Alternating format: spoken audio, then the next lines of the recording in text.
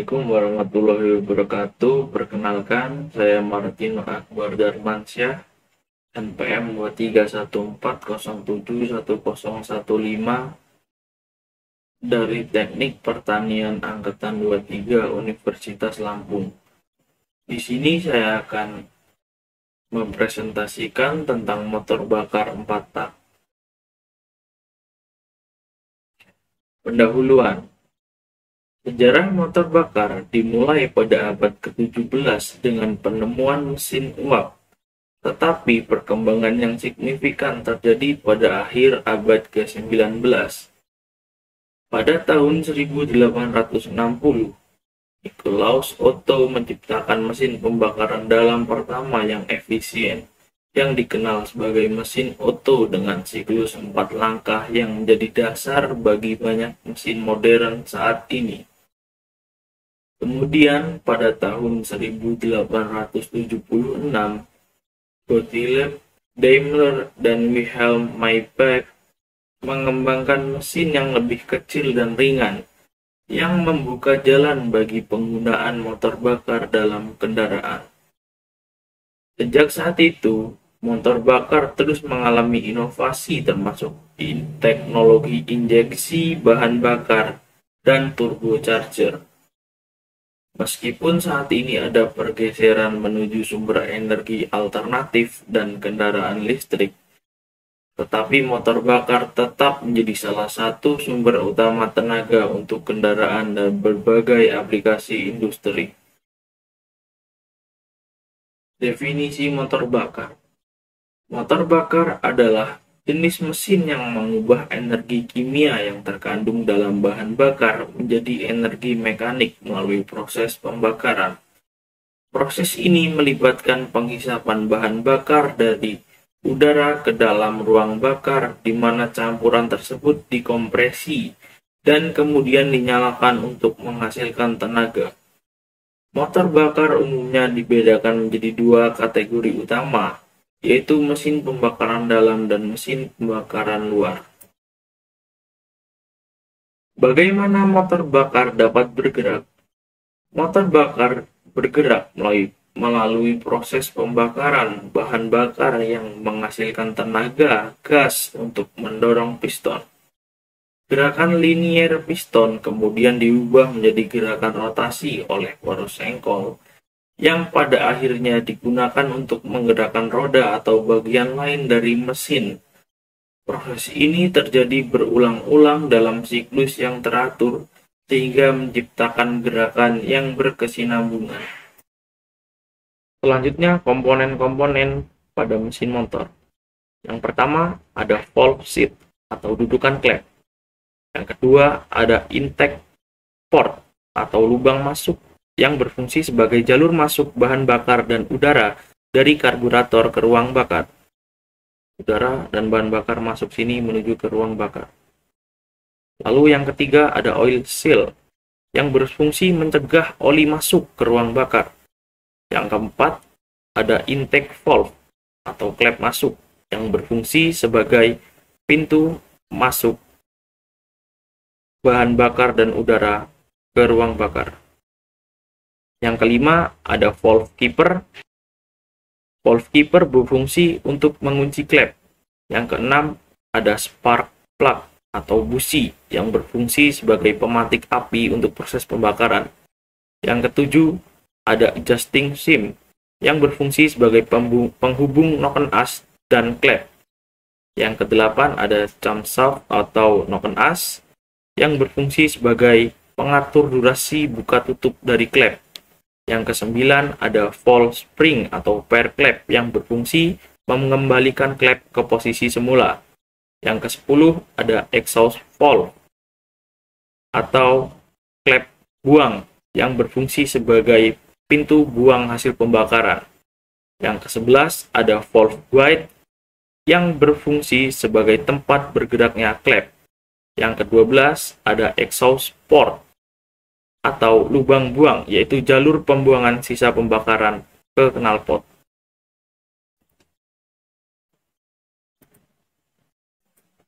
Yang berikutnya adalah motor bakar 4 tak.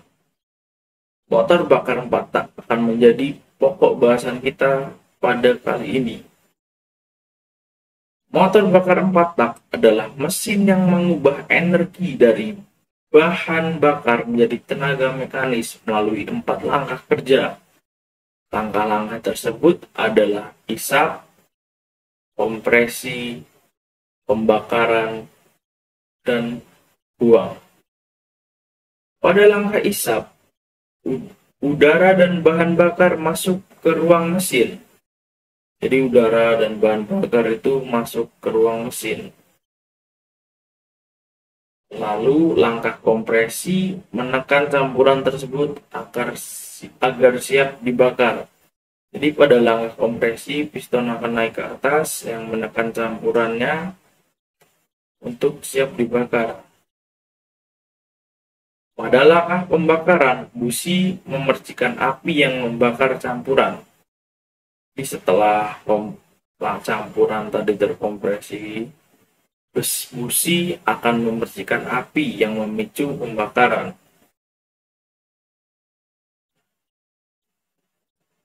Yang terakhir adalah gas sisa pembakaran dibuang dari mesin pada langkah buang. Jadi sisa-sisa pembakaran akan dibuang keluar melewati knalpot. Motor bakar 4 tak banyak digunakan pada kendaraan seperti mobil dan sepeda motor karena lebih efisien dan memiliki efisiensi yang lebih rendah dibandingkan motor bakar 2 tak.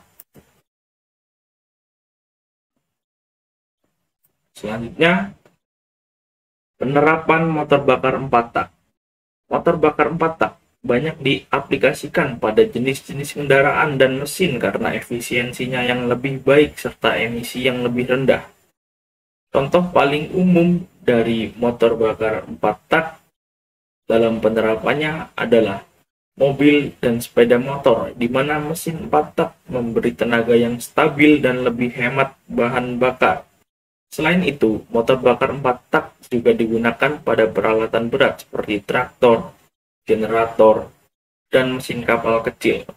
Dalam dunia otomotif, keunggulan motor bakar 4 tak membuatnya menjadi pilihan utama untuk kendaraan penumpang karena memberikan keseimbangan yang baik antara performa, efisiensi, dan keandalan. Berikutnya, keunggulan dan kekurangan motor bakar 4 tak. Motor bakar 4 tak memiliki beberapa keunggulan yang membuatnya banyak digunakan terutama dalam kendaraan modern saat ini. Keunggulan utamanya adalah efisiensi bahan bakar yang lebih baik dibandingkan motor bakar 2 tak, serta emisi yang lebih rendah dari motor bakar 2 tak sehingga lebih ramah lingkungan. Selain itu, motor bakar 4 tak memiliki daya tahan yang lebih lama karena proses pembakarannya yang lebih teratur dan terkontrol.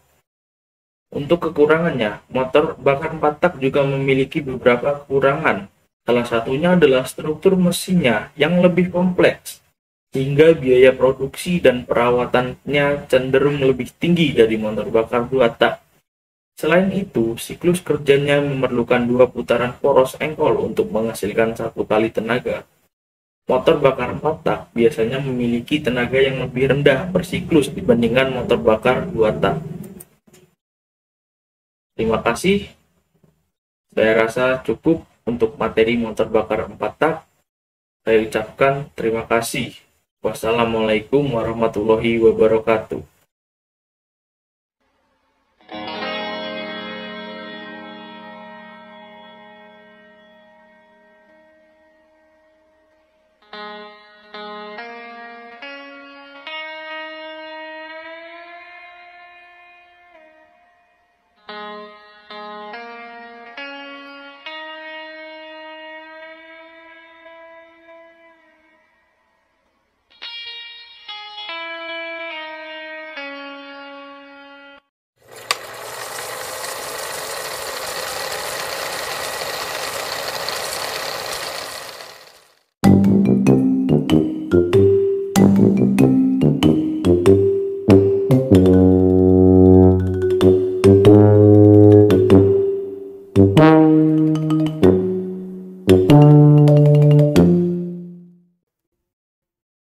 Assalamualaikum warahmatullahi wabarakatuh. Saya Martina Akbar Darmansyah, NPM 23140710115 dari jurusan Teknik Pertanian, Fakultas Pertanian Universitas Lampung. Kali ini saya akan membahas materi tentang motor bakar 2 tak dari mata kuliah Motor Bakar dan Traktor Pertanian, dosen pengampu Bapak Dr. Mareli Telambanua, STP MSc. Motor bakar 2 tak adalah mesin pembakaran dalam yang menyelesaikan satu siklus kerja dalam 2 langkah piston, yaitu langkah kompresi dan langkah usaha. Pada langkah pertama, piston bergerak naik untuk mengkompresi campuran udara dan bahan bakar sekaligus menutup saluran buang dan hisap. Saat piston mendekati titik puncak, busi menyala dan membakar campuran tersebut, menghasilkan tenaga yang mendorong piston ke bawah. Selama langkah turun, gas buang yang dikeluarkan dan campuran baru dimasukkan ke dalam silinder. Motor 2 tak memiliki desain yang lebih sederhana dan lebih ringan, tetapi cenderung kurang efisien dan lebih boros bahan bakar dibandingkan motor 4 tak.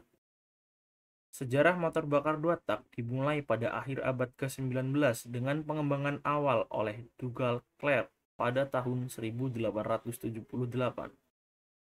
Clerk menciptakan mesin pembakaran internal yang lebih sederhana dan cepat karena hanya membutuhkan 2 langkah untuk menyelesaikan siklus pembakaran. Pada akhir abad tersebut, Joseph Day menyempurnakan desain dengan menambah katup buluh untuk meningkatkan efisiensi. Mesin 2 tak kemudian menjadi populer karena desainnya yang ringan, murah, dan mudah diproduksi. Banyak digunakan dalam sepeda motor dan peralatan kecil. Komponen-komponen motor bakar 2 tak. Pada dasarnya, komponen-komponen yang terdapat pada motor bakar 2 tak tidak berbeda jauh dari motor bakar 4 tak. Perbedaannya hanya ada pada bagian klep.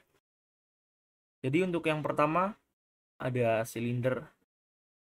Silinder ini merupakan tempat di mana proses pembakaran terjadi. Piston bergerak naik turun dalam silinder dan menghasilkan tenaga dari pembakaran campuran bahan bakar dan udara. Yang kedua, ada piston. Piston adalah komponen yang bergerak naik turun di dalam silinder. Gerakan piston disebabkan oleh proses pembakaran campuran bahan bakar dan udara yang menghasilkan tekanan untuk menggerakkan piston. Yang ketiga, ada ring piston. Jadi ring piston ini terletak di sekitaran piston untuk menjaga agar tidak ada kebocoran gas pembakaran dari ruang bakar ke bagian bawah piston. Selain itu, ring piston juga berfungsi untuk membantu pelumasan silinder. Yang keempat, ada crankshaft atau poros engkol. Poros engkol adalah komponen yang mengubah gerakan naik turun piston menjadi gerakan putar yang digunakan untuk menggerakkan roda atau komponen lain dari kendaraan. Poros engkol dihubungkan dengan piston melalui connecting rod. Lalu selanjutnya ada crankcase. Crankcase adalah ruang di bawah silinder yang menampung crankshaft dan berfungsi sebagai ruang untuk melumasi crankshaft atau poros engkol, serta mengatur aliran udara bahan bakar ke ruang bakar. Selanjutnya ada karburator, yaitu komponen yang mencampur udara dengan bahan bakar dalam proporsi yang tepat sebelum campuran tersebut masuk ke ruang bakar. Lalu yang ketujuh, ada busi. Busi adalah komponen yang menghasilkan percikan api untuk membakar campuran bahan bakar dan udara di dalam silinder. Busi berada di bagian atas silinder. Yang kedelapan, ada saluran masuk dan saluran keluar. Pada motor 2 tak tidak terdapat katup atau klep seperti pada mesin 4 tak. Sebagai gantinya, terdapat saluran masuk dan keluar yang terbuka dan tertutup oleh gerakan piston. Lalu ada flywheel atau roda gila. Roda gila berfungsi untuk menyimpan energi rotasi dari crankshaft sehingga dapat menjaga kestabilan putaran mesin dan membantu menjaga torsi yang konstan. Lalu ada connecting rod atau batang penghubung. Connecting rod adalah komponen yang menghubungkan piston dengan crankshaft. Gerakan piston diteruskan ke crankshaft melalui connecting rod ini.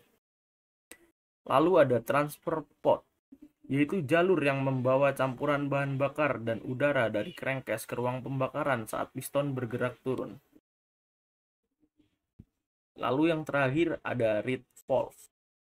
Pada beberapa mesin 2 tak, reed valve digunakan untuk mengatur aliran udara bahan bakar agar hanya dapat masuk ke dalam crankcase dan mencegah aliran balik campuran ke karburator.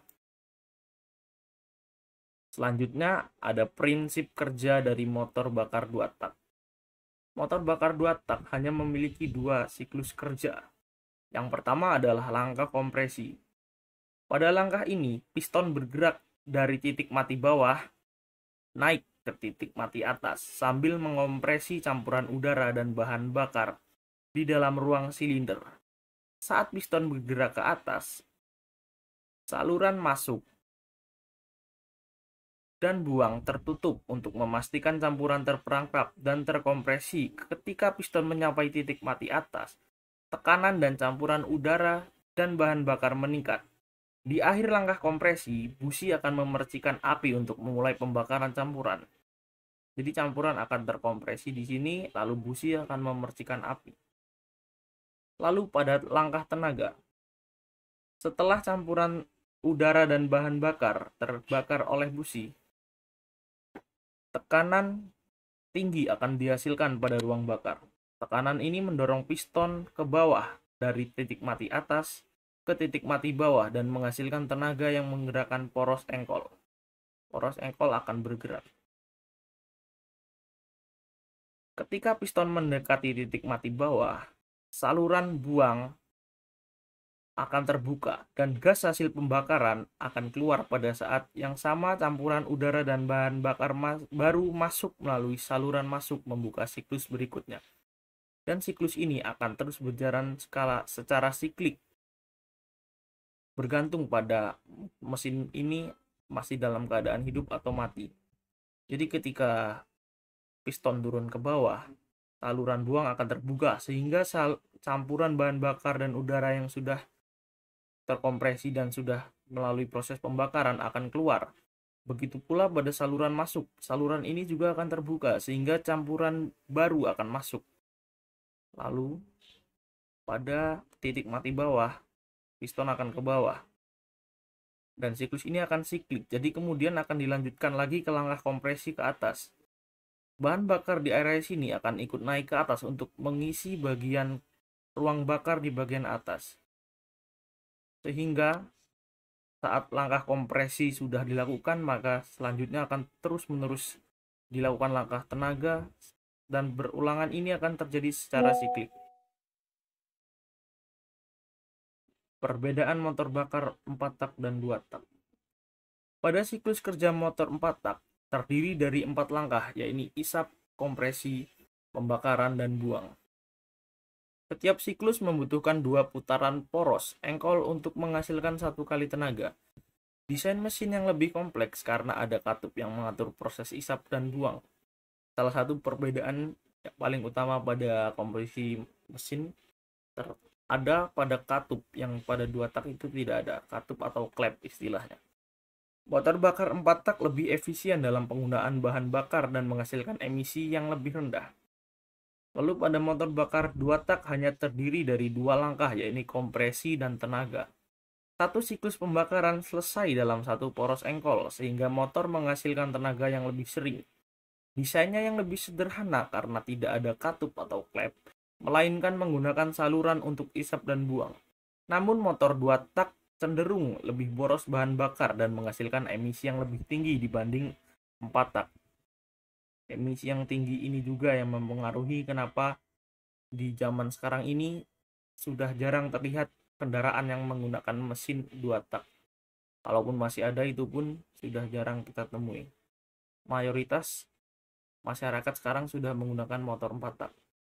Jadi di sini ada kelebihan dan kekurangan dari motor 2 tak. Yang pertama dari segi desain. Desain dari motor 2 tak lebih sederhana karena tidak memerlukan katup untuk mengatur isap dan buang, sehingga lebih ringan, mudah diproduksi, dirawat, dan diperbaiki. Namun karena desainnya yang sederhana, motor 2 tak memiliki beberapa fitur kontrol yang tidak ditemukan pada motor 4 tak seperti sistem katup atau klep yang lebih efisien. Lalu dari segi tenaga yang dihasilkan, motor 2 tak menghasilkan tenaga yang lebih sering dari setiap putaran poros engkol karena siklus pembakaran terjadi 2 kali per 1 putaran, memberikan akselerasi yang cepat dan tenaga yang lebih besar dalam ukuran mesin yang sama.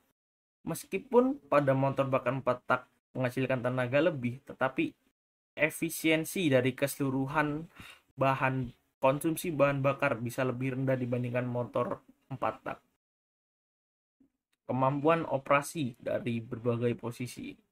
Motor 2 tak beroperasi dalam berbagai posisi dan sudut karena desainnya yang tidak bergantung pada sistem katup, yang membuatnya ideal untuk aplikasi seperti peralatan tangan dan kendaraan air yang digunakan dalam posisi yang tidak stabil. Lalu ada pengaplikasian dari motor 2 tak. Yang pertama, ada dari segi kendaraan.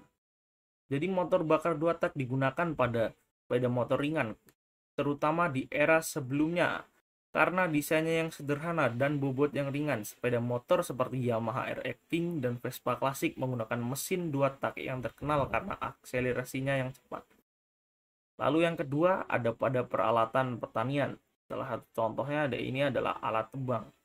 Mesin 2 tak yang digunakan pada peralatan ini, geraji mesin atau pemotong rumput dan alat pemotong kayu. Mesin ini dinilai ideal karena ringan, mudah perawatannya, dan dapat beroperasi dalam berbagai posisi. Selanjutnya ada pengaplikasian pada kendaraan air. Contohnya adalah pada mesin kapal kecil, jet ski, dan kapal tempel karena tenaganya yang lebih besar dalam ukuran mesin yang relatif kecil dan dapat menghasilkan kecepatan respon yang cepat untuk kendaraan air. Lalu ada pada peralatan konstruksi seperti alat pemadat tanah, bor, dan generator portable yang menggunakan motor 2 tak. Mesin ini sangat cocok karena kompak dan dapat menghasilkan tenaga dengan cepat untuk pekerjaan lapangan.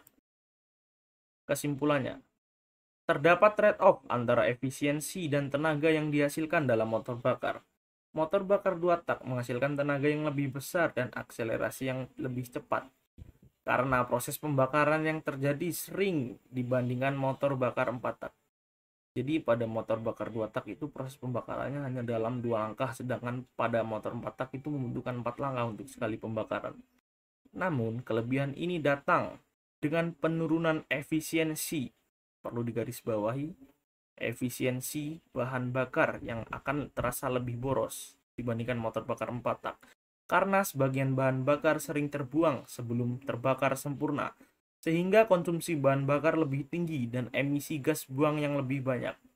Sebaliknya, motor 4 tak lebih efisien dalam penggunaan bahan bakar dan menghasilkan emisi yang rendah, meskipun menghasilkan tenaga yang lebih sedikit per putaran dibandingkan motor 2 tak. Jadi motor bakar 2 tak unggul dalam tenaga, sementara motor bakar 4 tak lebih unggul dalam efisiensi. Mungkin hanya ini saja yang dapat saya sampaikan dalam kesempatan kali ini. Kurang lebihnya saya mohon maaf. Wassalamualaikum warahmatullahi wabarakatuh.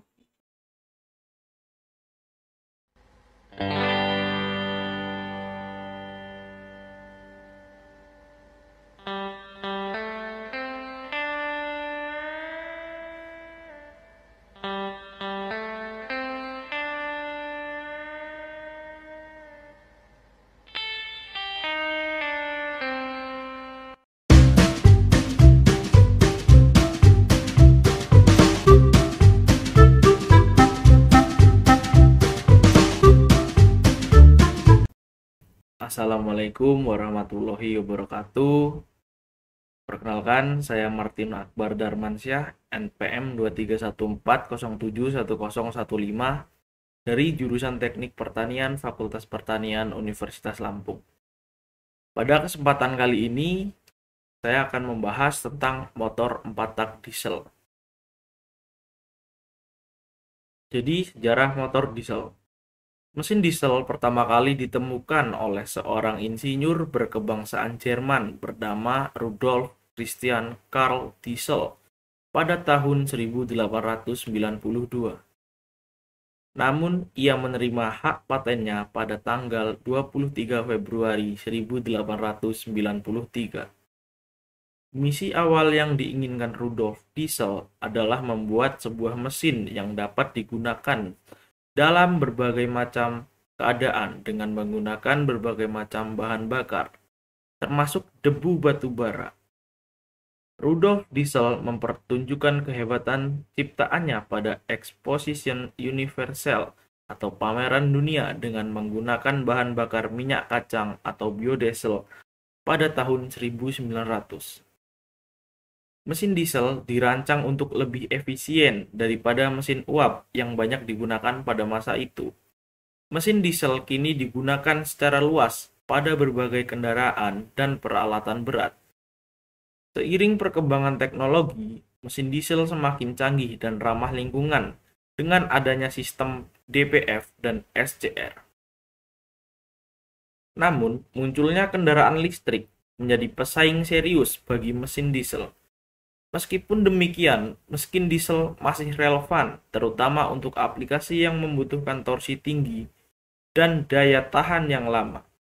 Masa depan mesin diesel akan terus bergantung pada inovasi teknologi dan regulasi lingkungan yang semakin ketat.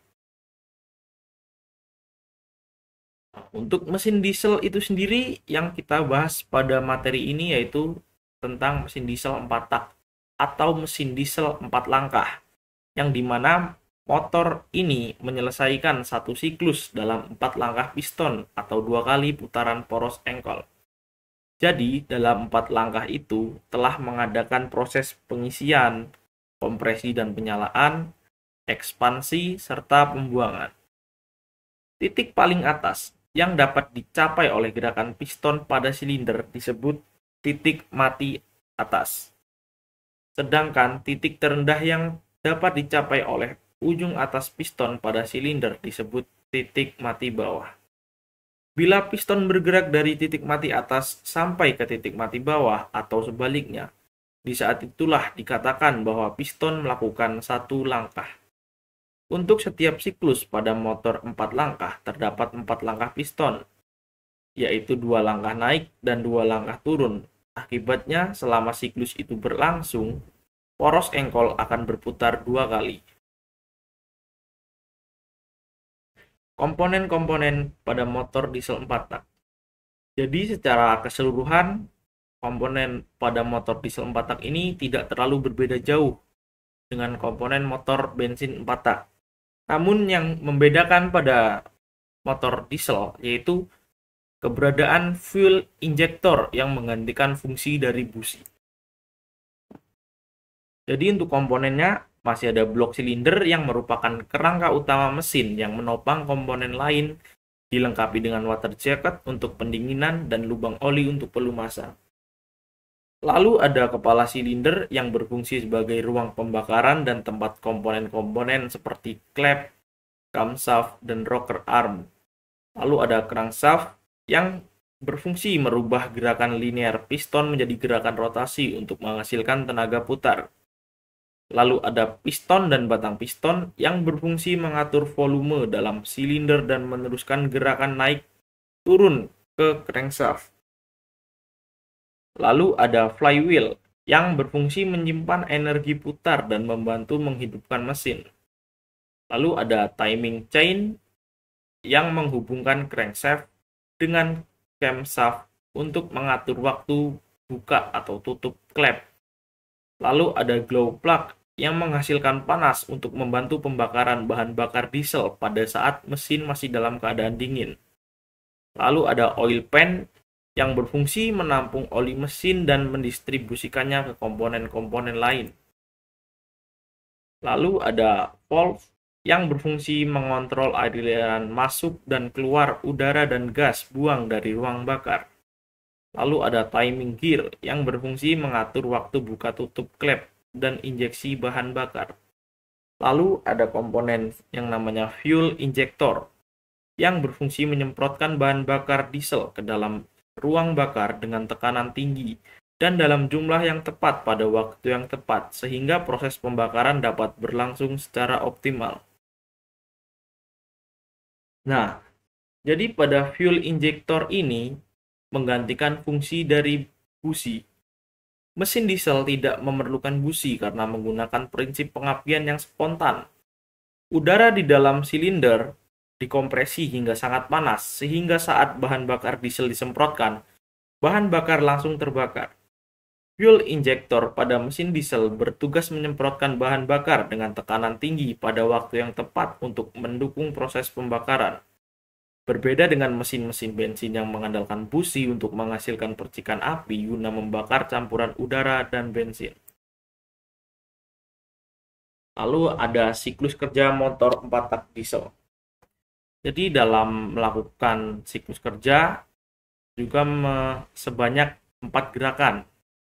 Yang pertama ada langkah pertama yaitu langkah hisap, yaitu gerakan piston dari titik mati atas ke titik mati bawah, sehingga udara terhisap dari intake port. Lalu ada langkah kompresi, di mana piston bergerak dari titik mati bawah ke titik mati atas, bersamaan dengan menutupnya klep, sehingga udara terkompresi, kemudian bahan bakar disemprotkan oleh fuel injector yang memicu pembakaran. Lalu ada langkah ketiga, yaitu langkah usaha. Akibat ledakan pembakaran, piston ini terdorong bergerak dari titik mati atas ke titik mati bawah. Lalu yang keempat ada langkah buang. Piston naik kembali ke titik mati atas untuk mendorong sisa pembakaran keluar melalui exhaust port. Lalu ada pengaplikasian motor 4 tak diesel dalam bidang transportasi. Yang pertama, untuk kendaraan komersial seperti truk, bis, dan kendaraan angkut lain yang banyak menggunakan mesin diesel karena mampu mengangkut beban berat dengan efisien. Lalu pada kendaraan berat seperti ekskavator, bulldozer, dan crane, itu biasanya dilengkapi dengan mesin diesel untuk menjalankan tugas-tugas yang berat. Lalu pada lokomotif seperti kereta api umumnya juga menggunakan mesin diesel karena menggerakkan gerbong-gerbong yang berat.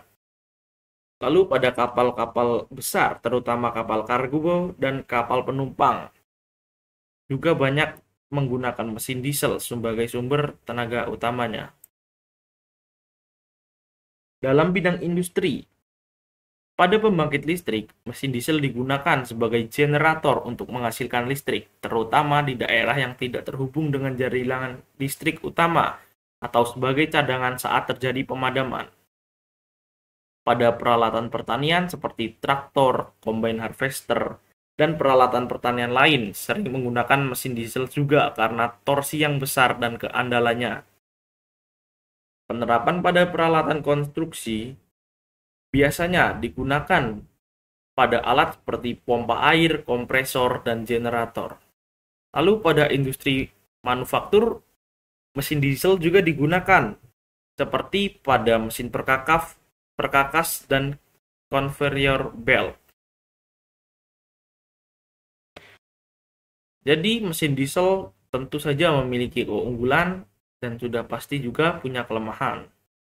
Untuk keunggulan, mesin diesel 4 tak mempunyai torsi yang besar. Mesin diesel menghasilkan torsi yang besar pada putaran rendah sehingga sangat cocok untuk aplikasi yang membutuhkan tenaga dorong yang kuat. Lalu keunggulan kedua ada efisiensi bahan bakar. Mesin diesel umumnya lebih efisien dalam penggunaan bahan bakar dibandingkan mesin bensin, terutama pada beban berat dan kecepatan yang rendah. Lalu dari segi ketahanan, mesin diesel cenderung lebih tahan lama dan dapat bekerja dalam kondisi yang berat. Dari segi keandalan, mesin diesel juga memiliki tingkat keandalan yang tinggi sehingga cocok untuk digunakan dalam aplikasi yang membutuhkan kinerja yang konsisten. Lalu kelemah-kelemahan pada mesin diesel dari segi emisi. Memang mesin diesel ini banyak mengeluarkan partikular dari nitrogen oksida dibandingkan mesin bensin. Meskipun teknologi yang sudah diperbarui telah berhasil mengurangi emisi, namun jumlahnya itu tetap di atas dari mesin bensin. Lalu dari segi harga. Karena dari beberapa keunggulan yang dari dia itu di atas mesin bensin, tentu harga dari komponen-komponen juga lebih mahal daripada mesin bensin. Lalu dari segi kebisingan, karena torsi dan tenaganya yang besar, tentu ini diimbangi dengan suara yang dihasilkan juga lebih keras atau lebih lebih susah diterima mungkin ya. Jadi kesimpulannya adalah mesin diesel 4 tak memiliki peran yang sangat penting dalam berbagai sektor, mulai dari transportasi hingga industri. Keunggulannya dalam hal torsi, efisien, dan ketahanan membuatnya menjadi pilihan yang populer untuk aplikasi-aplikasi berat. Namun, perlu diingat bahwa mesin diesel juga memiliki beberapa kelemahan, terutama terkait dengan emisi. Dengan terus berkembangnya teknologi, diharapkan mesin diesel dapat menjadi semakin ramah lingkungan dan efisien. Oke, saya rasa cukup pada materi mesin diesel 4 tak. Apabila ada salah dan kurangnya saya mohon maaf. Wassalamualaikum warahmatullahi wabarakatuh.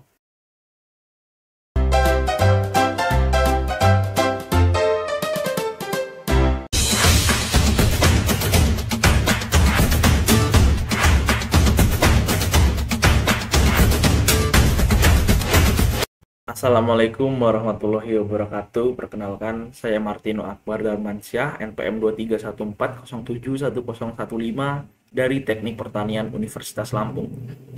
Pada kesempatan kali ini, saya akan membahas tentang sistem penyaluran bahan bakar bensin dan solar. Pengertiannya, sistem penyaluran bahan bakar secara umum adalah mekanisme yang berfungsi untuk mengalirkan bahan bakar dari tangki menuju mesin agar bisa digunakan dalam proses pembakaran. Sistem ini mencakup berbagai komponen seperti pompa bahan bakar, pipa penyalur, filter, dan injektor atau karburator, tergantung pada jenis mesin yang digunakan. Tujuan utama dari sistem ini adalah memastikan bahwa bahan bakar yang tepat dalam jumlah yang sesuai dapat dialirkan ke ruang bakar pada waktu yang tepat sehingga mesin dapat bekerja dengan efisien. Sistem ini diterapkan pada mesin berbahan bakar bensin maupun solar, meskipun masing-masing memiliki perbedaan dalam cara kerja sesuai dengan sifat dari bahan bakar yang digunakan. Lalu ada sistem penyaluran bahan bakar bensin. Jadi untuk penyaluran bahan bakar bensin itu dibagi menjadi dua, yaitu ada karburator dan yang kedua ada injeksi. Karburator adalah sistem penyaluran bahan bakar yang digunakan pada mesin kendaraan untuk mencampurkan bensin dengan udara sebelum dibakar di ruang mesin. Karburator umumnya digunakan pada kendaraan yang lebih tua atau mesin kecil seperti sepeda motor atau alat pemotong rumput. Sistem ini terdiri dari komponen-komponen yang sederhana yang mengatur aliran bahan bakar dan udara ke mesin sesuai kebutuhan. Karburator dikenal karena mudah diperbaiki dan lebih sederhana dalam desain, namun kurang efisien dalam hal konsumsi bahan bakar dan pengendalian emisi dibandingkan teknologi yang lebih modern. Jadi di samping ini adalah gambar dari karburator berikut dengan bagian-bagiannya. Lalu untuk bagian-bagian dari karburator, yang pertama ada ruang pelampung yang berfungsi menyimpan sementara bahan bakar dan menjaga tingkat ketinggian bahan bakar agar stabil. Ada pelampung yang berfungsi mengatur aliran bensin masuk ke ruang pelampung sehingga dengan ketinggian bahan bakar. Lalu ada jarum pelampung yang berfungsi menutup dan membuka aliran bahan bakar ke ruang pelampung berdasarkan posisi pelampung. Ada venturi yang berfungsi menyempitkan aliran udara untuk meningkatkan kecepatan udara dan menarik bensin dari ruang pelampung. Ada katup gas yang berfungsi mengontrol aliran campuran udara dan bahan bakar ke ruang bakar untuk mengatur kecepatan mesin. Lalu ada main jet yang berfungsi menyemprotkan bahan bakar ke dalam venturi untuk dicampurkan dengan udara. Ada idle jet yang menyediakan bahan bakar saat mesin berada dalam posisi idle atau kecepatan rendah. Ada choke valve yang mengurangi aliran udara untuk memperkaya campuran bahan bakar saat mesin dingin agar lebih mudah untuk dinyalakan. Lalu ada pilot jet yang untuk mengatur campuran bahan bakar dan udara saat mesin bekerja pada putaran rendah atau saat akselerasi awal. Lalu ada prinsip kerja dari karburator. Yang pertama adalah udara masuk. Udara masuk melalui saluran udara ke karburator saat mesin beroperasi. Lalu udara melewati venturi, udara dipercepat saat melewati venturi untuk menciptakan tekanan yang rendah. Kemudian bensin ditarik. Tekanan rendah akan menarik bensin dari ruang pelampung melalui main jet. Lalu kemudian pencampuran bahan bakar dan udara. Bensin bercampur dengan udara di dalam venturi untuk pembakaran. Lalu ada control throttle valve, yang itu biasanya untuk mengatur jumlah campuran bahan bakar udara yang masuk ke mesin. Ada choke untuk mesin dingin, untuk mengurangi udara untuk memperkaya campuran mesin dingin. Lalu ada campuran ke ruang bakar. Campuran bahan bakar dan udara disalurkan ke ruang bakar untuk dibakar. Sistem idle memastikan pasokan bahan bakar tetap stabil saat mesin pada putaran rendah. Lalu kita masuk sistem penyaluran bahan bakar bensin yang kedua, ada injeksi. Sistem injeksi pada mesin adalah teknologi yang mengalirkan bahan ke ruang bakar dengan cara efisien dan terkontrol dengan tujuan meningkatkan performa dan efisiensi bahan bakar. Sistem ini dapat dibagi menjadi dua jenis utama, yaitu multi-point fuel injection dan direct injection. Multi-point fuel injection menyemprotkan bahan bakar ke dalam saluran masuk sebelum bercampur dengan udara. Dengan setiap silinder memiliki injektor terpisah yang meningkatkan kontrol campuran dan mengurangi emisi gas buang. Sementara itu, direct injection menyemprotkan bahan bakar langsung ke dalam ruang bakar pada tekanan tinggi, yang menghasilkan kabut halus untuk pembakaran lebih efisien dan respon mesin yang lebih baik. Lalu di sini ada komponen-komponen pada injeksi. Yang pertama ada injektor, yaitu untuk menyemprotkan alat untuk menyemprotkan bahan bakar. Ada pompa bahan bakar untuk memompa bahan bakar dari tangki mesin ke dalam sistem injeksi. Lalu ada unit kontrol elektrik atau ECU, Electric Control Unit, otak dari sistem injeksi yang berfungsi untuk mengatur jumlah bahan bakar yang disemprotkan. Lalu ada sensor oksigen, ada sensor posisi throttle, ada regulator tekanan untuk mengatur tekanan dari bahan bakar yang masuk agar tetap stabil, ada filter bahan bakar yang untuk menyaring kotoran dan partikel, lalu ada rel bahan bakar, saluran yang berfungsi mendistribusikan bahan bakar dari pompa ke injektor. Prinsip kerja dari injeksi: pengambilan bahan bakar. Pompa bahan bakar menarik bensin dari tangki dan mengalirkannya ke sistem dengan tekanan yang sesuai. Lalu regulasi tekanan. Regulator tekanan memastikan bahwa tekanan bahan bakar tetap stabil.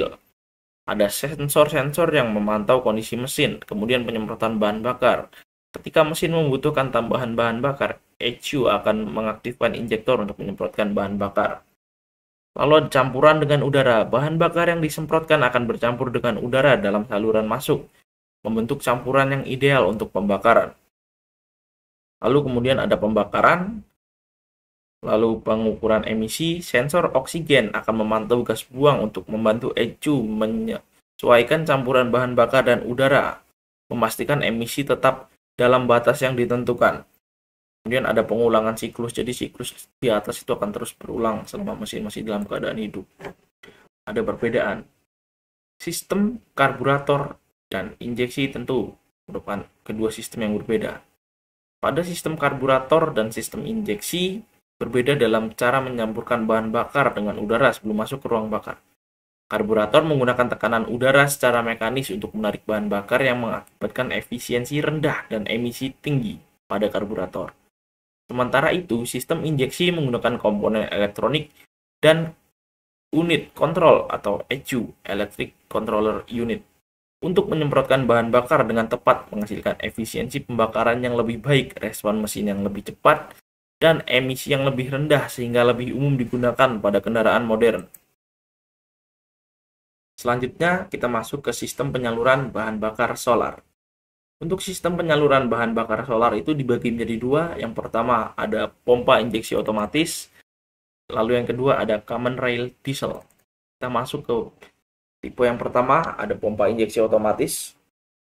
Sistem pompa injeksi otomatis pada mesin solar adalah mekanisme yang dirancang untuk mengatur aliran bahan bakar dari tangki ke ruang bakar dengan presisi tinggi, memastikan efisiensi performa optimal mesin diesel. Dalam sistem ini, pompa injeksi berfungsi untuk memompa bahan bakar dari tangki ke rel bahan bakar dan kemudian ke injektor. yang menyemprotkan bahan bakar ke dalam ruang bakar pada tekanan tinggi. Sistem ini dilengkapi dengan sensor dan unit kontrol elektrik yang memantau berbagai parameter mesin, seperti kecepatan dan beban untuk menyesuaikan jumlah bahan bakar yang disuntikan sesuai dengan kebutuhan. Lalu di samping ini ada gambar dari pompa injeksi otomatis pada bahan bakar solar berikut dengan komponen-komponennya. Yang pertama ada pompa bahan bakar. Untuk memompa bahan bakar dari tangki ke sistem injeksi dengan tekanan yang diperlukan untuk memastikan aliran yang konsisten ke injektor. Ada rail bahan bakar, yaitu saluran yang mendistribusikan bahan bakar dari pompa ke injektor, memastikan pasokan yang merata ke setiap injektor untuk pembakaran yang efisien.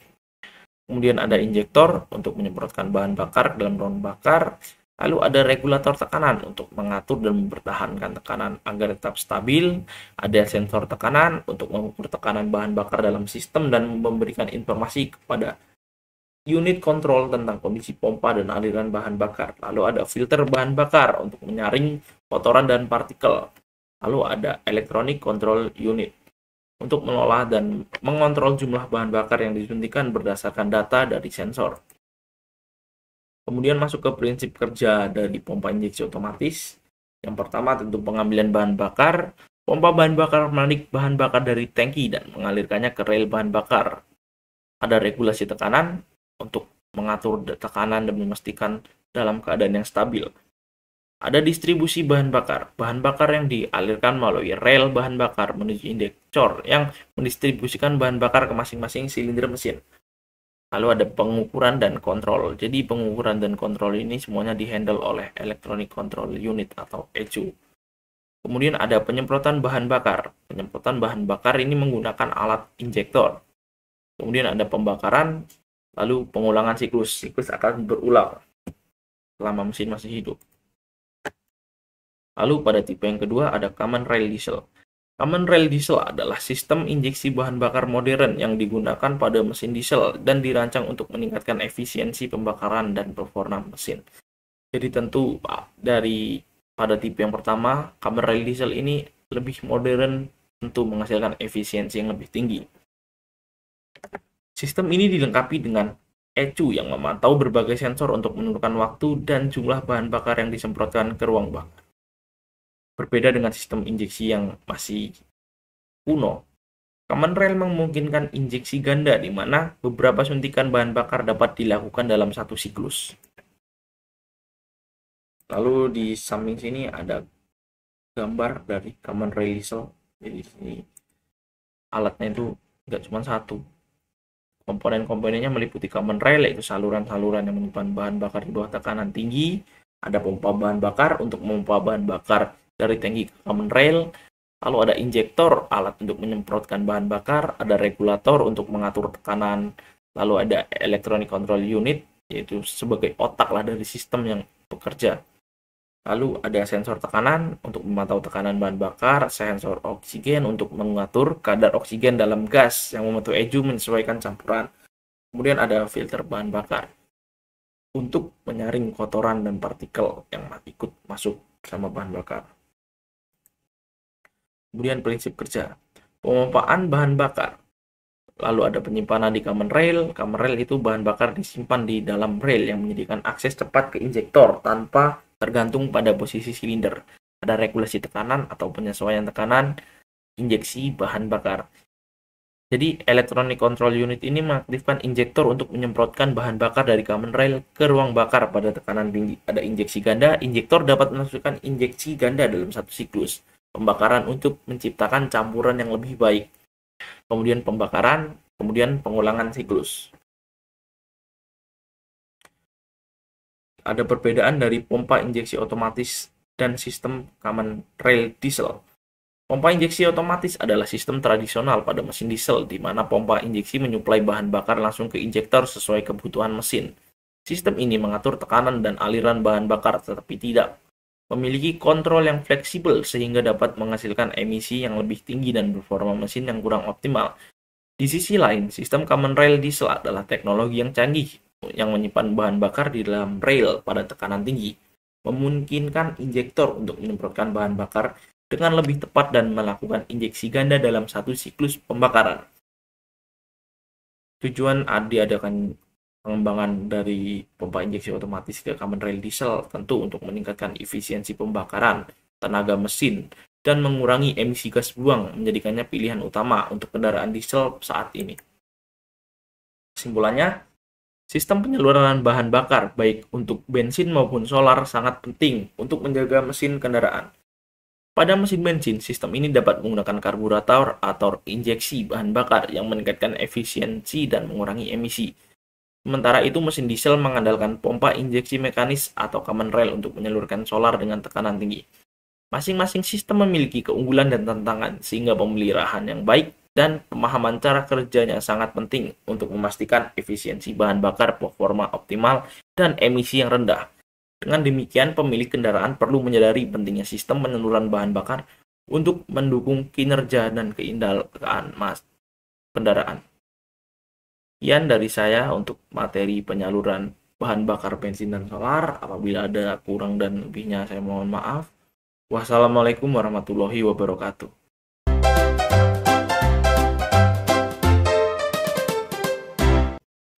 Assalamualaikum warahmatullahi wabarakatuh.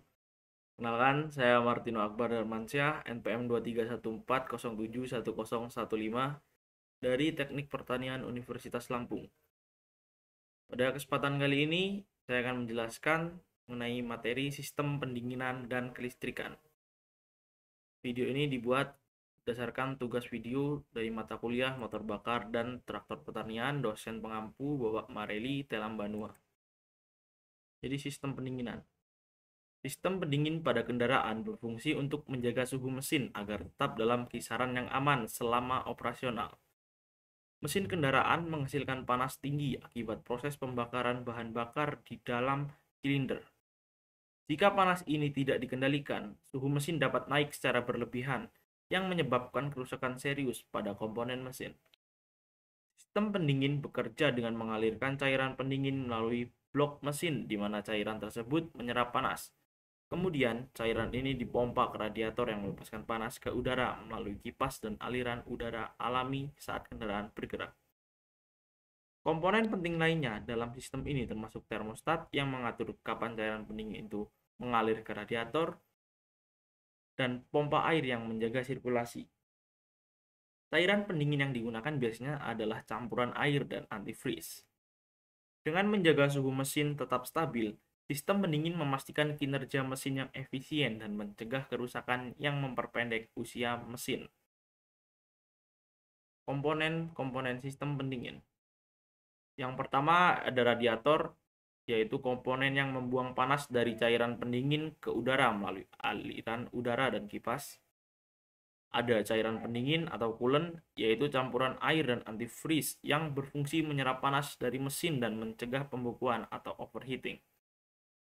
Lalu ada pompa air yang bertugas mengalirkan cairan pendingin melalui mesin dan radiator untuk menjaga sirkulasi.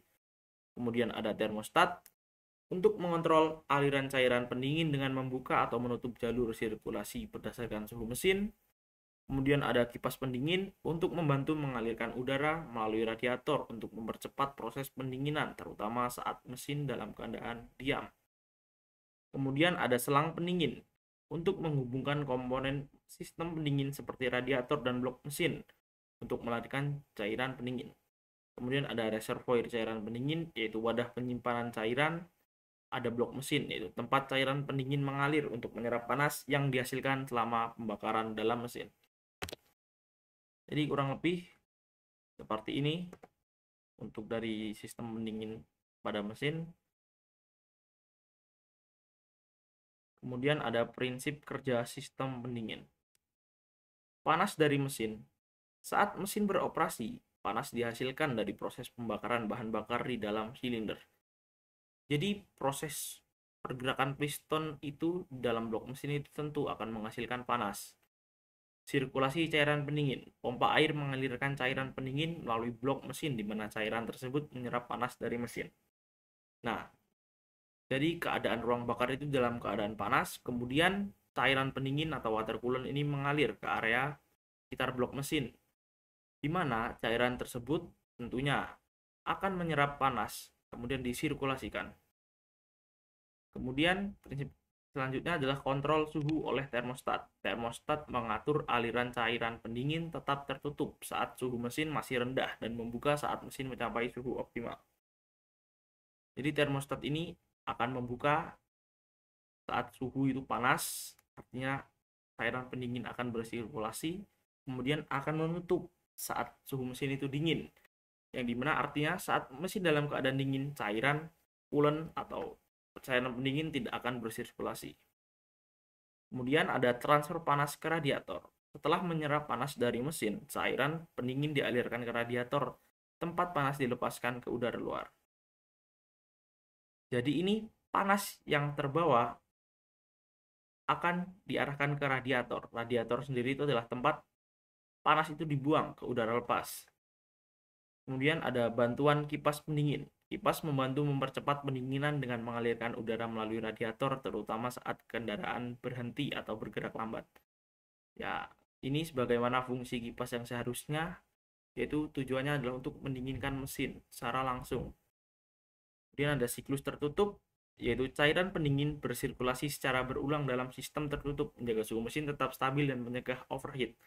Jadi di sini selama suhu mesin itu panas dan mesin dalam keadaan menyala, maka cairan pendingin akan terus bersirkulasi di dalam mesin tersebut. Tujuannya apa? Untuk mendistribusikan atau untuk menyerap panas untuk dibuang ke udara lepas supaya mesin tidak mengalami overheat.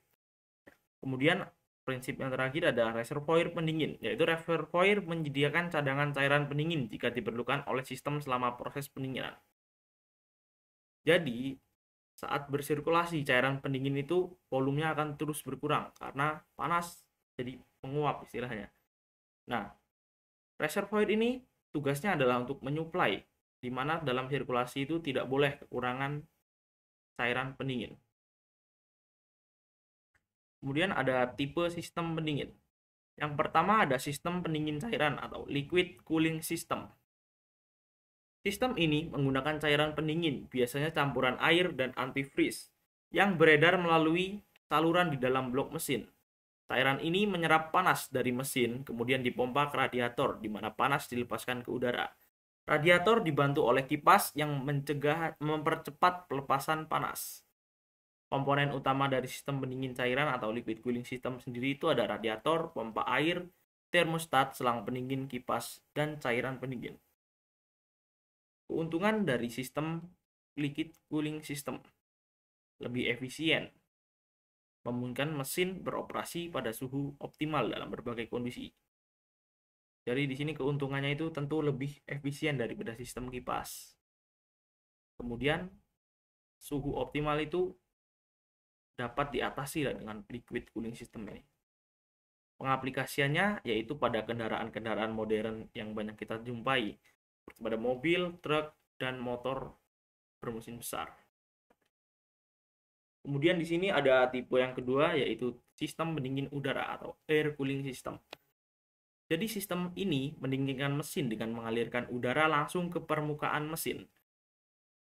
Mesin yang menggunakan tipe ini biasanya dilengkapi dengan sirip-sirip pendingin untuk langsung meningkatkan area permukaan yang dapat melepaskan panas. Udara dialirkan secara alami saat kendaraan bergerak dengan bantuan kipas mekanis. Jadi di sini komponen utamanya yaitu biasanya pada crankcase bagian luar mesinnya itu ada seperti bentuknya itu bergaris-garis yang dimana itu memudahkan aliran udara berbentuk seperti sirip. Keuntungannya adalah desainnya tentu lebih sederhana. Lebih sederhana di sini berarti dia itu tidak memerlukan banyak komponen. Tidak memerlukan cairan pendingin sehingga biaya operasionalnya tentu akan lebih murah. Lalu cocok digunakan untuk mesin-mesin berkapasitas kecil. Jadi contoh yang penerapan sistem tipe ini adalah motor-motor seperti skuter dan beberapa motor bensin kecil lainnya. Dan ada masalah umum dari sistem pendinginan. Jadi yang pertama adalah overheat atau suhu mesin yang melebihi batas aman. Penyebabnya biasanya adalah cairan pendingin yang rendah atau bahkan bocor, kipas radiator yang tidak berfungsi, dan pompa air yang gagal. Jadi gejalanya itu adalah indikator suhu yang tinggi, asap atau uap dari kap mesin, penurunan performa mesin. Jadi apabila mesin sudah mengalami overheating, tentu biasanya itu gejala awalnya itu suhunya itu di atas dari biasanya. Kemudian asap-asap putih biasanya keluar dari bagian mesin ke udara. Tentu penurunan performa mesin apabila sudah overheating pasti akan terjadi. Solusinya adalah periksa dan tambahkan cairan pendingin atau mengganti komponen yang rusak. Jadi komponen yang rusak itu bisa jadi kipas radiator, bahkan ke pompa air. Yang kedua ada kebocoran pada sistem. Kebocoran cairan pendingin dari selang, radiator, atau komponen lainnya. Tanda-tandanya adalah penurunan level cairan pendingin, jadi kapasitasnya itu semakin cepat berturunnya, dan uap keluar dari mesin. Dampaknya adalah ya tentu akan overheating, kemudian performa dari mesin juga akan menurun. Untuk bahasan berikutnya yaitu tentang sistem kelistrikan. Sistem kelistrikan kendaraan adalah komponen vital yang mendukung berbagai fungsi operasional dan keselamatan kerja. Terdiri dari elemen-elemen seperti baterai, alternator, dan starter. Sistem ini berfungsi untuk menyuplai energi listrik yang diperlukan untuk menghidupkan mesin dan menjalankan komponen elektrik lainnya, seperti lampu dan perangkat elektronik yang ada pada mesin. Banyak kendaraan kini dilengkapi dengan unit kontrol elektrik atau ECU yang mengelola berbagai fungsi untuk efisiensi dan kenyamanan pada pengaturan sistem kelistrikan.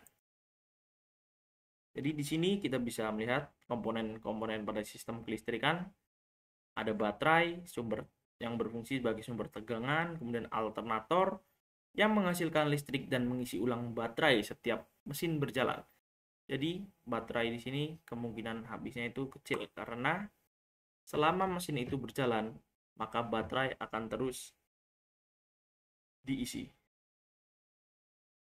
Kemudian ada starter, yaitu untuk membantu memutar poros pada mesin.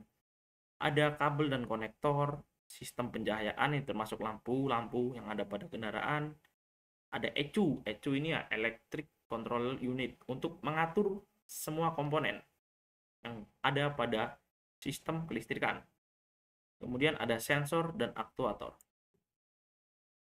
Prinsip kerja dari sistem kelistrikan. Yang pertama, sebagai sumber energi, itu memanfaatkan baterai atau aki. Kemudian proses starter. Proses starter, kunci kontak atau tombol sekarang biasanya sudah akan diputar untuk mengalirkan arus dari aki ke motor starter untuk membantu perputaran mesin di awal. Kemudian ada pengisian energi atau alternator, ada distribusi energi. Distribusi ini ya tentu saja dengan bantuan konektor-konektor. Ada pengaturan dan perlindungan. Untuk menambah tingkat keamanan, kita menggunakan push atau sekring. Dan sistem pencahayaan. Tipe sistem kelistrikan. Yang pertama ada sistem pencahayaan, meliputi lampu-lampu yang ada. Tujuannya ya tentu untuk membantu pandangan kita atau sebagai indikator pada kendaraan. Yang kedua ada sistem pengisian daya. Sistem pengisian daya dikendalikan oleh alternator yang bertugas untuk menyuplai tegangan listrik untuk komponen kendaraan. Kemudian ada pengapian. Sistem pengapian memicu pembakaran campuran udara dan bahan bakar di dalam silinder mesin. Komponen terdiri dari koil pengapian, spark plug, dan distributor. Koil akan merubah arus listrik menjadi voltase tinggi yang menciptakan percikan api di spark plug atau busi. Masalah umum pada sistem kelistrikan. Yang pertama, aki lemah atau mati. Biasanya disebabkan karena usia aki yang sudah tua dan pengisian yang kurang efisien dari alternator. Kedua, ada starter motor yang rusak. Keterkaitan sistem pendingin dan kelistrikan. Interaksi antara sistem pendingin dan sistem kelistrikan. Jadi, kedua sistem ini karena masih ada pada satu bahasan tentu memiliki keterkaitan satu sama lain. Jadi yang pertama keterkaitan kipas elektrik dengan sistem kelistrikan. Kipas pendingin yang berfungsi untuk mendinginkan radiator dan menjaga suhu mesin dalam batas yang aman seringkali dioperasikan oleh motor listrik yang terhubung langsung dengan sistem kelistrikan kendaraan. Tentu ini diatur dengan electronic control unit karena ECU ini berperan sangat penting dalam sistem ini. Yang kedua, ada pengaruh overheating terhadap sistem kelistrikan. Overheating tentu adalah efek negatif. Karena dia negatif, maka banyak efek juga yang ditimbulkan adalah negatif, yaitu dapat merusak sistem kelistrikan kendaraan. Suhunya tentu tinggi, yang dapat menyebabkan kerusakan pada komponen kelistrikan seperti sensor suhu dan kabel yang dapat meleleh. Oke, saya rasa cukup sekian dari materi sistem pendingin dan kelistrikan. Kalau ada kurang dan salahnya saya mohon maaf. Wassalamualaikum warahmatullahi wabarakatuh. Assalamualaikum warahmatullahi wabarakatuh. Perkenalkan, saya Martino Akbar Darmansyah, NPM 2314071015 dari jurusan Teknik Pertanian Universitas Lampung. Di sini saya akan mempresentasikan tentang materi sistem transmisi dan pelumasan mata kuliah motor bakar dan traktor pertanian Dr. Pengampu Bapak Mareli dalam Banua STP MSc. Untuk pengertian dari sistem transmisi, yaitu komponen penting dalam kendaraan yang berfungsi untuk mentransfer tenaga dari mesin ke roda penggerak. Sistem ini mengubah dan menyesuaikan torsi dan kecepatan yang dihasilkan oleh mesin agar sesuai dengan kebutuhan berkendara seperti saat akselerasi, kecepatan konstan, atau menanjak. Fungsi dari sistem transmisi adalah mengatur torsi dan kecepatan yang dihasilkan oleh mesin untuk disesuaikan dengan kebutuhan penggerak kendaraan. Dengan mengatur perbandingan gigi, transmisi membantu meningkatkan daya saat kendaraan membutuhkan akselerasi atau melewati medan berat, serta mengurangi kecepatan putaran mesin untuk meningkatkan efisiensi bahan bakar saat berkendara dengan kecepatan konstan. Selain itu, sistem transmisi juga memungkinkan kendaraan bergerak mundur dan membantu menjaga stabilitas dan kendali selama berkendara. Di sini ada jenis-jenis transmisi. Yang pertama adalah transmisi manual. Gambarnya seperti yang di samping. Sistem transmisi manual adalah jenis transmisi pada kendaraan di mana pengemudi secara langsung mengatur perpindahan gigi dengan menggunakan tuas transmisi dan pedal kopling. Transmisi manual harus menekan pedal kopling untuk memutus hubungan antara mesin dan roda gigi, kemudian memindahkan tuas transmisi untuk mengubah rasio gigi sesuai dengan kebutuhan berkendara, seperti akselerasi, deselerasi, atau melewati tanjakan. Sistem ini memberikan kontrol yang lebih besar terhadap tenaga dan kecepatan kendaraan karena pengemudi dapat memilih gigi yang tepat untuk kondisi jalan dan gaya mengemudi. Selanjutnya ada jenis transmisi otomatis (automatic).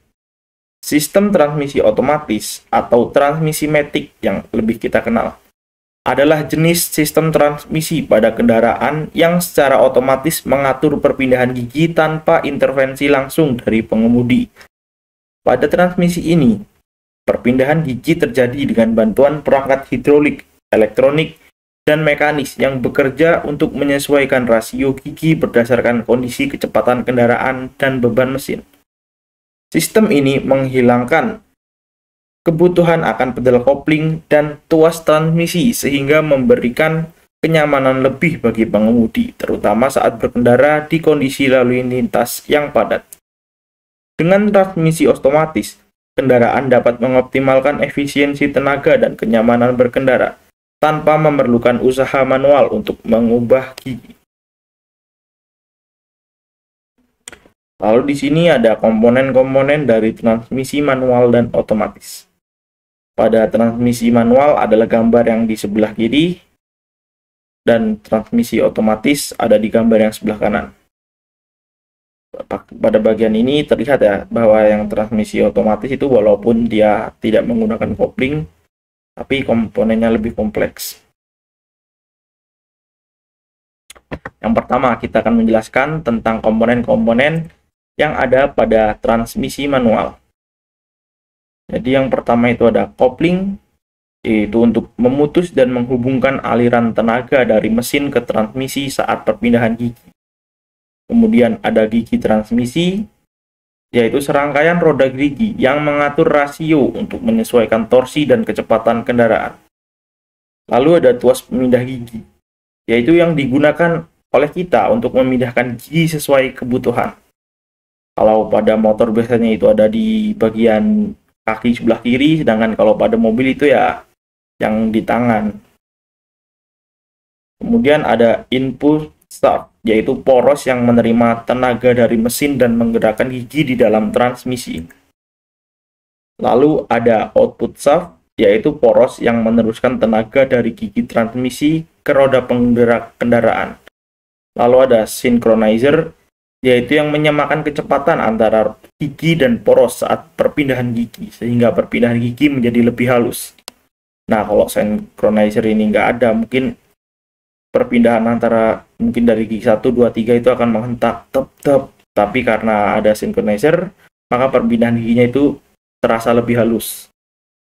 Lalu ada shift fork, yaitu alat yang menggerakkan gigi atau synchronizer saat tuas pemindah gigi digerakkan. Nah, kemudian kita akan membahas tentang komponen yang ada pada sistem transmisi otomatis.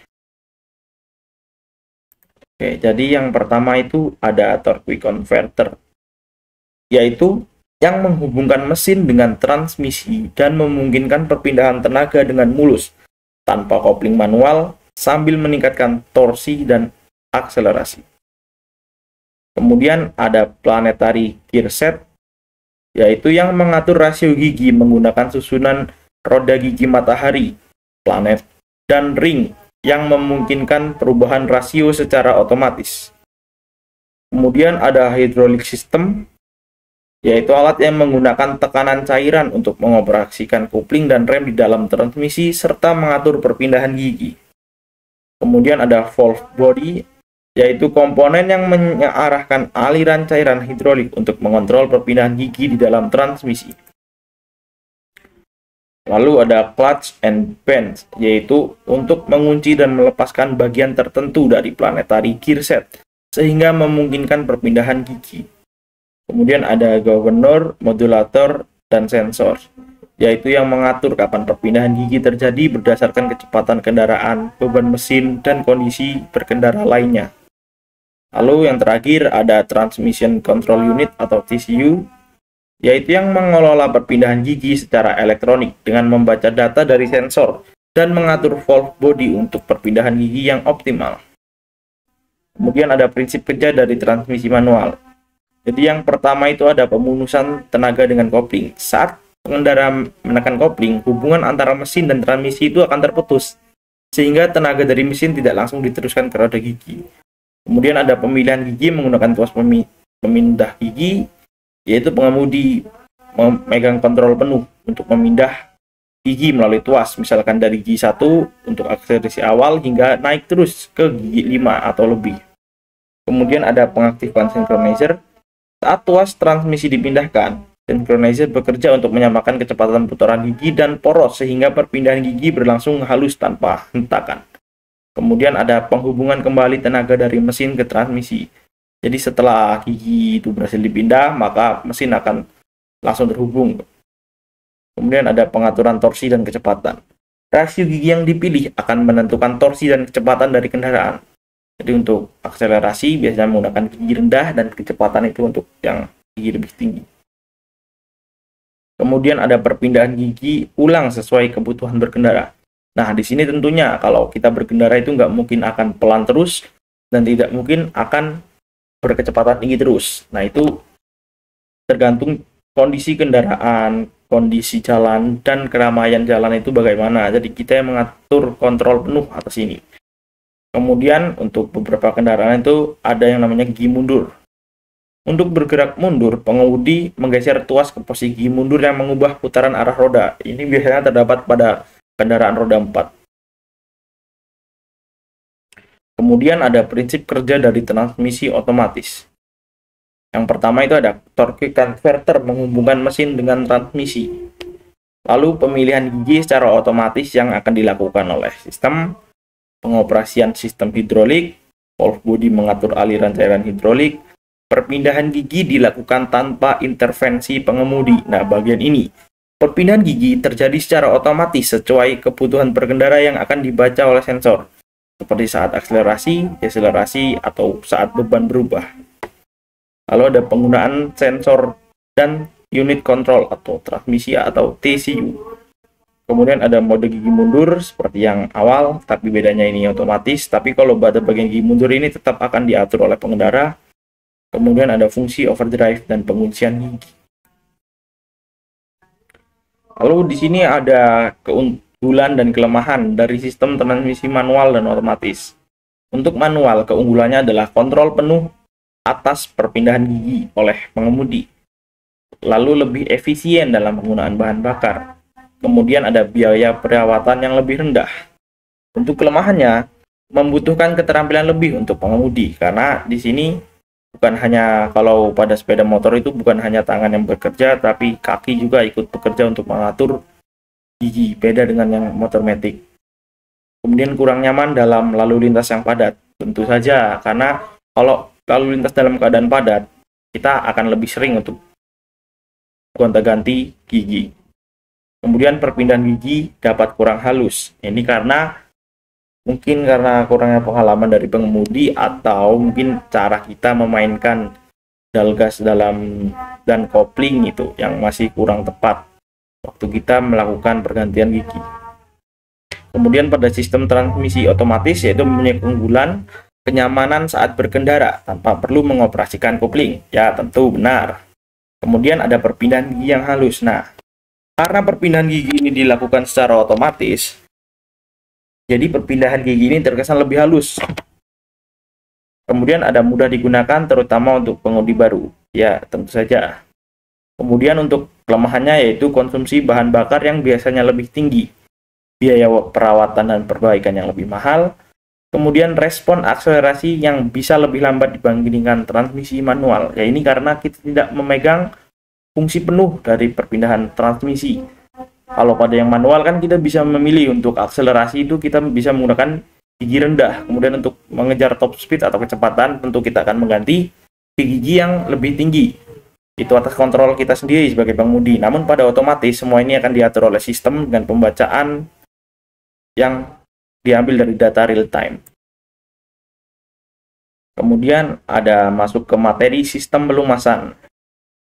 Jadi sistem pelumasan pada kendaraan adalah komponen penting yang bertanggung jawab untuk mengurangi gesekan antara bagian-bagian mesin yang bergerak dan menjaga agar mesin beroperasi dengan efisien dan berkinerja tinggi. Sistem ini terdiri dari beberapa komponen utama, termasuk pompa oli, filter oli, dan saluran oli yang bekerja sama untuk mendistribusikan oli pelumas ke berbagai bagian mesin. Kemudian ada fungsi dari sistem pelumasan. Fungsi utama sistem ini adalah untuk mengurangi gesekan antara komponen mesin yang bergerak, yang dapat mengakibatkan keausan atau kerusakan jika tidak dilumasi dengan baik. Nah, jadi pada sistem pelumasan ini, mesin akan terus bekerja. Dalam mesin itu pasti antar satu komponen dengan komponen lainnya akan terus bertabrakan.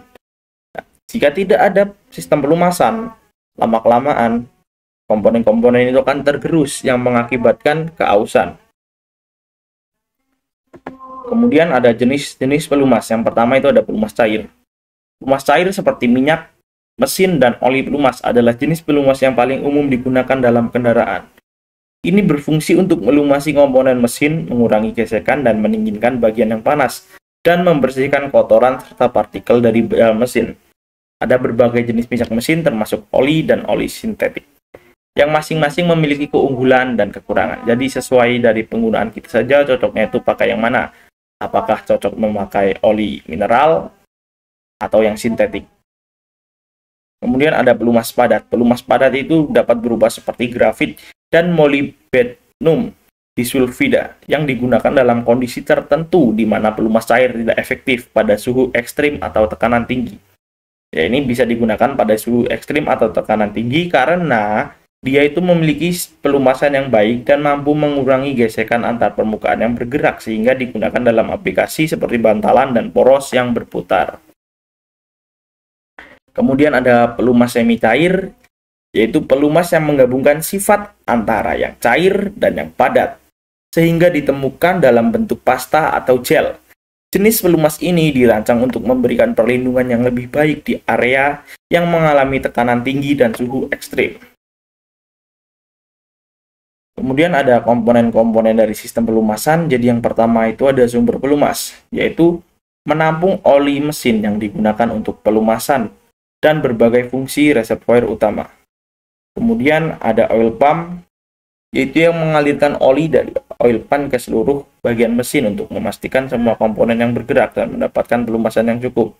Kemudian ada filter oli, ya tentu saja filter itu berarti untuk menyaring kotoran. Kemudian ada saluran pelumas atau cairan yang digunakan untuk melumasi itu sendiri. Kemudian ada pendingin oli. Jadi selama oli bersirkulasi, maka dia akan mengalami kenaikan suhu karena terus bergesekan dengan komponen yang bergerak yang menghasilkan panas. Jadi di sini dibutuhkan pendingin oli untuk menjaga kondisi dari oli. Kemudian ada sensor dari indikator tekanan oli. Kemudian ada sistem pelumasan yang terdiri dari dua jenis. Yang pertama adalah sistem pelumasan basah yang menggunakan oli secara mengalir terus-menerus ke komponen yang bergerak. Kemudian ada sistem pelumasan kering yang menggunakan oli dalam bentuk aerosol atau semprotan pada komponen tertentu. Nah, jadi di sini saya akan menunjukkan dulu untuk komponen-komponen pada sistem pelumasan. Mungkin di sini bisa dilihat ya. Jadi di sini ada oil pumpnya, kemudian oli itu akan bersirkulasi ke seluruh bagian yang bergerak di dalam mesin. Tujuannya yaitu untuk supaya menjadi pelumas, untuk menjaga suhu mesin. Itu oli juga membantu menjaga suhu mesin. Kemudian untuk mengurangi keausan pada komponen-komponen dan untuk membersihkan kotoran-kotoran. Oke. Kemudian di sini ada komponen sistem pelumasan, tadi sudah dijelaskan. Lalu ada prinsip kerja dari sistem pelumasan. Jadi yang pertama itu ada pengambilan oli. Oli mesin disimpan di dalam oil pan atau bak oli. Sebelum oli mengalir ke bagian mesin, ia akan melewati filter oli yang menyaring kotoran. Lalu ada distribusi oli. Setelah disaring, oli mengalir melalui saluran pelumas. Kemudian ada pendinginan. Nah, selama proses pelumasan, oli juga membantu proses mendinginkan komponen mesin yang panas. Kemudian ada pengembalian oli. Setelah melumasi komponen mesin, oli yang telah digunakan kembali mengalir ke oil pan untuk bersirkulasi kembali hingga proses pelumasan berlangsung secara berkelanjutan. Kemudian ada monitoring tekanan oli, yaitu untuk memantau tekanan oli di dalam sistem. Kemudian ada kesimpulan. Sistem transmisi dan sistem pelumasan adalah dua komponen vital dalam kendaraan yang saling mendukung kinerja mesin.